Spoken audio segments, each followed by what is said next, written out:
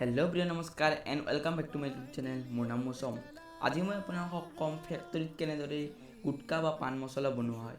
বহুত মানুহে গুটকা খায়, কিন্তু গুটকা কেনেদৰে বনোৱা হয় সেই কথা নাজানে। হয় বন্ধুসকল, গুটকা কেনেদৰে বনোৱা হয়, কি বস্তুৰে বনোৱা হয় তাকে জানো আহক। আহকচোন আহক, বেছি সময় নোলোৱাকৈ ভিডিঅ'টো আৰম্ভ কৰোঁ।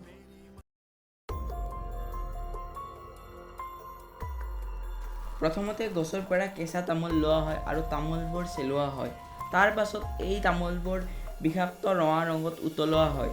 যেতিয়া তামোলবোৰৰ ৰং ভালদৰে ৰঙা হয়, তেতিয়া তামোলবোৰ ৰ'দত শুকোৱা হয়। শুকোৱাৰ পাছত ইয়াৰ সৰু সৰু টুকুৰা কৰা হয়। সৰু সৰু টুকুৰাবিলাক চূণ, ইলাচি আদিত মিহলোৱা হয়। পাছত ইয়াত কাছৰ পাউডাৰ মিহলোৱা হয়।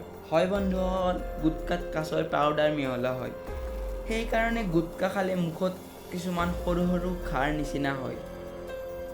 সেইকাৰণে গুটকা খোৱাৰ ফলত বহু মানুহ কেঞ্চাৰত আক্ৰান্ত হৈছে।